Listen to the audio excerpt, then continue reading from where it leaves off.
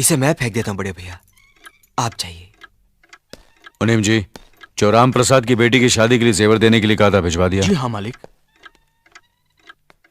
शहर में रहकर यही बदतमीजी और ओछी हरकतें सीखी आपने? अपने से बड़ों का लिहाज करना नहीं आता आपको? किससे कह रहे हो तुम? आपसे कह रहा हूं। औरत पैदा हुई है तो औरत की तरह रहना सीखिए। मीना! नकुल, तुम अंदर जाओ।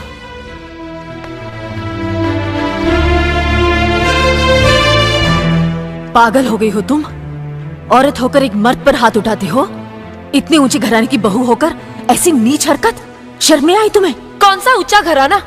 ये जहाँ सिर्फ एक आदमी राजा है और बाकी सब उसके गुलाम। मीना! चिल्लाइए मत। आप मेरी सास नहीं है। जिस तरह आप इस घर की बहू हैं, वैसे मैं भी हूँ।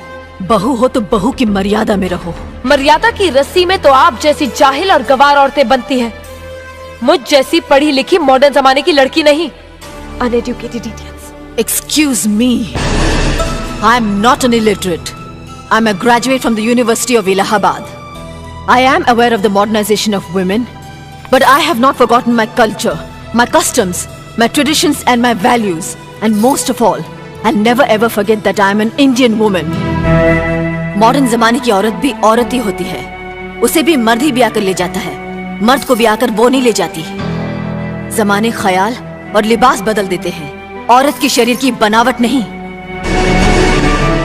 लोग तुम्हारे ख्याल की लड़कियों को लज्जत का सामान भले ही समझते हो, इज्जत के काबिल कोई नहीं समझता। इज्जत आज भी उन्हीं औरतों की होती है जिनकी आंखों में हया हो, लाज हो, शर्म हो। हम नहीं कहते कि तुम बंदिशों में रहो, लेकिन अपने दायरे की सीमा को मत भूलो। लड़की जब अपने माँ बाप के घर होती है, तब उसके कांधों पर अपने ही घर की इज्जत का बोझ होता है। लेकिन जब वो बहू बनकर ससुराल जाती है, तब उसके कांधों पर एक नहीं, 2 परिवारों की इज्जत का बोझ होता है। आज जिस तरह तुमने नकुल को तमाचा मारा है, अगर उसी तरह उसका भी हाथ उठ जाता तो तुम्हारी क्या इज्जत रह जाती? कभी सोचा तुमने? क्या बात है?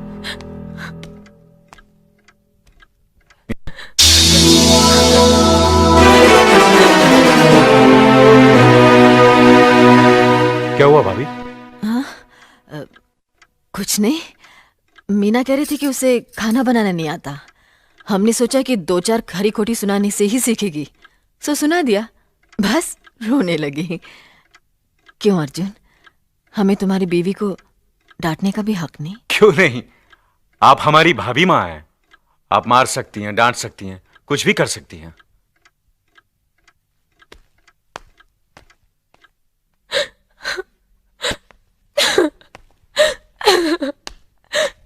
मैंने भूल की जो मैं इन लोगों के बीच आ गई।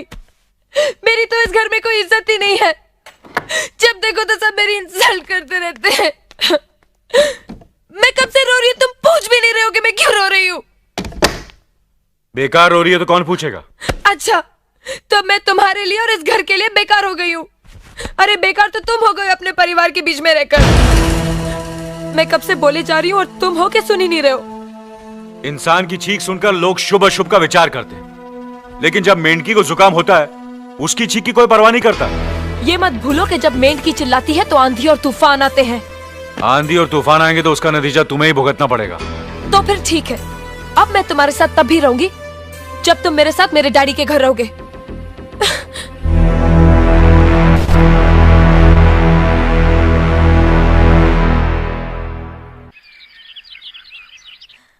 हमारी मीना बहुत प्यारी बच्ची है, लेकिन उसमें अभी भी बचपना है। हमारे तौर तरीकों को नहीं जानती है ना, लेकिन आहिस्ता आहिस्ता हम उसे सब सिखा देंगे।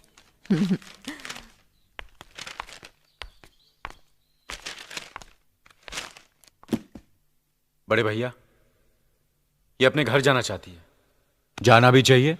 4-5 महीने हो गए, मायके की याद भी आती होगी इसे। और अर्जुन, तुम्हारे ससुर जी तुम्हें कई बार बुला चुके हैं, तुम भी कुछ दिनों के लिए हो आओ, तुम्हारा मन भी बहल जाएगा।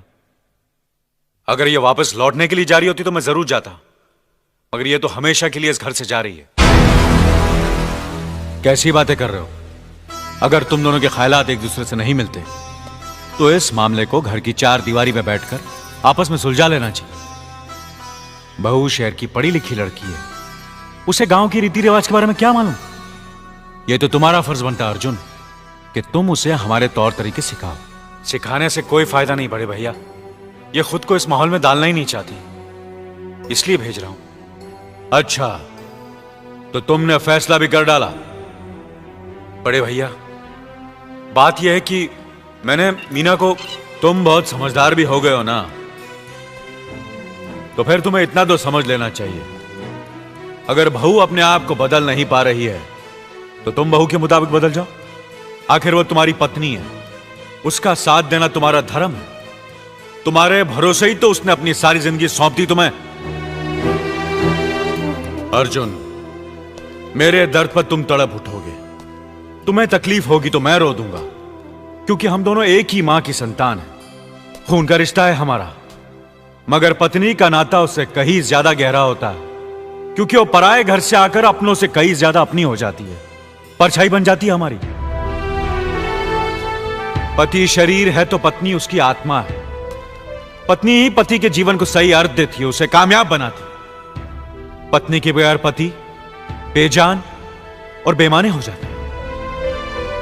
अगर आज तुम अपनी पत्नी को हमेशा के लिए उसके मायके छोड़ाओगे तो यह गांव, यह समाज क्या कहेगा हमारे बारे में? जरा सोचो अर्जुन, न्याय के सिंहासन पर बैठकर जो लोगों के अच्छे बुरे का फैसला करता है, अगर उसी के घर में नाइंसाफी होगी तो लोग हंसेंगे हम पर, किसी को मुंह दिखाने के काबिल नहीं रहेंगे हम।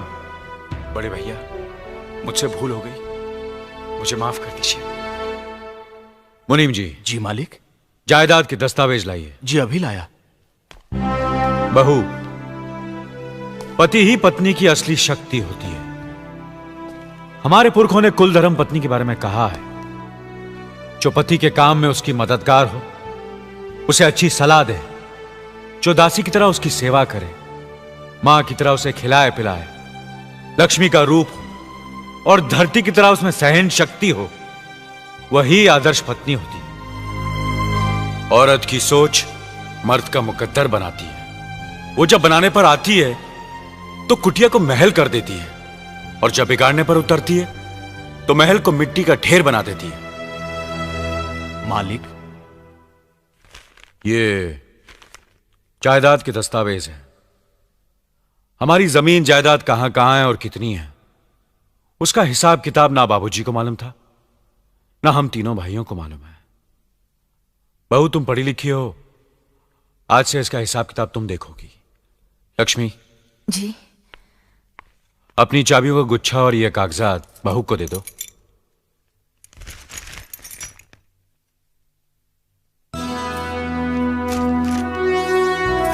आज से तुम इस घर की मालकिन हो। तुम जहां कहोगी, जिस कागज पर कहोगी, हम तीनों भाई चुपचाप आंख बंद करके दस्तखत कर देंगे। जैसा कहोगी वैसा ही करेंगे। बस एक ही विनती है बहू, हम तीनों भाइयों को अलग करने का ख्याल अपने मन में कभी आने मत देना।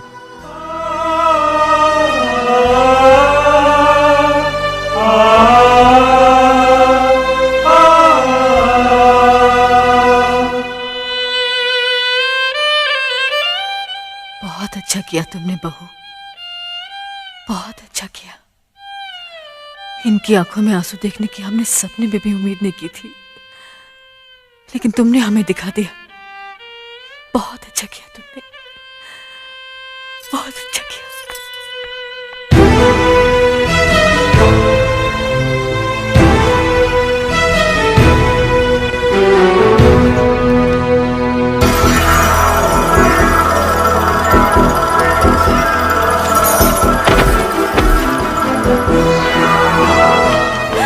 मीना, मीना, क्या हुआ बहू? मीना, मनी जी जल्दी से डॉक्टर को बुलाइए।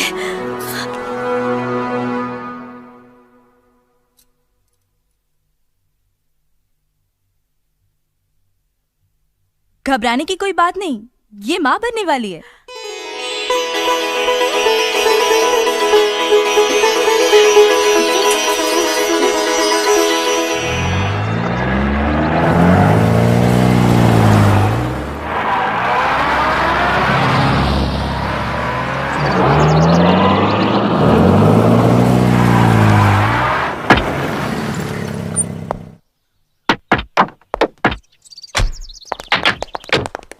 आप लोग यहीं ठहरिए, मैं ठाकुर साहब से मिलकर आता हूं।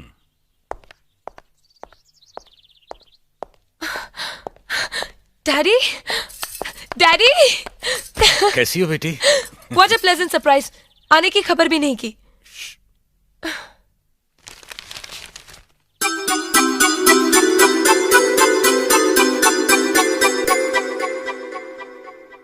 ठाकुर साहब, पाए लागू। समधी जी, आप अचानक यहां कैसे? तशरीफ रखिए, बैठिए ना। आपके बराबर बैठने की मैंने कभी गुस्ताखी नहीं की, तो आज कैसे करूंगा? बहुत दिनों बाद हम लोग मिल रहे हैं। कहिए, आपका कारोबार कैसे चल रहा है? आपकी कृपा और आशीर्वाद से ठीक ही चल रहा है। दिल्ली में इंडस्ट्रीज मिनिस्टर के साथ कब की अपॉइंटमेंट ली है? कल सुबह 11 बजे सर। इनकम टैक्स केस का? वकील ने कहा है कि 15 तारीख की हियरिंग में मामला क्लियर हो जाएगा। आज एक्सपोर्ट का माल जापान के लिए जहाज से रवाना हो जाएगा ना? जी हाँ सर। नमस्ते ठाकुर साहब। नमस्ते नमस्ते नमस्ते। अरे दीनानाथ जी, आप लोगों ने यहाँ आने की तकलीफ क्यों की? मैं आपकी संस्था के लिए गवर्नर साहब से बात कर चुका हूँ, आपका काम हो जाएगा। धन्यवाद, बहुत बहुत। अरे गोपीनाथ जी, होम मिनिस्टर ने वादा किया कि आपके भाई का ट्रांसफर जल्दी ही हो जाएगा। Thank you sir. Daddy, good morning daddy. Good morning my child. आप कहीं जा रहे हैं क्या? हाँ बेटी, एक जरूरी काम से दिल्ली जा रहा हूँ। अपना ख्याल रखना। हाँ, ओके ओके, बाय। पास में ही फैक्ट्री के लिए जमीन देखने आया था, सोचा आपके दर्शन करता चलूं। अब इजाजत दीजिए। इतनी जल्दी कैसे जा सकते हैं आप? भोजन तो करते जाइए। माफ कीजिए, आप तो जानते ही हैं, बाप बेटी के घर का खाना तो क्या, पानी भी नहीं पी सकता। शहर में रहकर भी अभी भी आप इन बातों को मानते हैं? शहर में रहूं या गांव में, मैं अपनी परंपरा और संस्कार कैसे भूल सकता हूं? आखिर मैंने इसी मिट्टी में जन्म लिया है। अच्छा, चलता हूं। अजी, कम से कम बेटी से मिलकर उसकी कुशलता तो पूछ लीजिए। ये क्या कह रहे हैं आप? मैं इतना ओछा नहीं हूं कि अपनी बेटी की कुशलता पूछकर आपका अपमान करूं। ठाकुर साहब, ये तो मेरी बेटी का सौभाग्य है कि वो इस मंदिर जैसे पवित्र घर में बहू बनकर आई, और फिर आपकी छत्र छाया में तो वो कुशल हो गई ही। राम राम। राम राम। बेटे, जिस तरह तुम मैके में चहकाती रही हो ना, वैसे ही अपनी ससुराल को भी महकाती रहना। जी।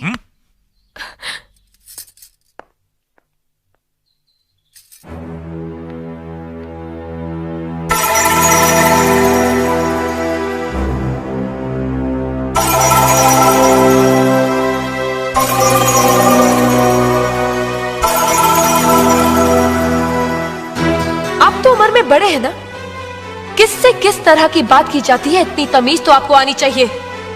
Mind it, mind it, mind it. बड़े भैया, अरे? मुझे माफ कर दीजिए। क्या हुआ? मुझे माफ कर ये दीजिए। क्या कर रही हो? अपने पापों का प्रायश्चित कर रही हूँ।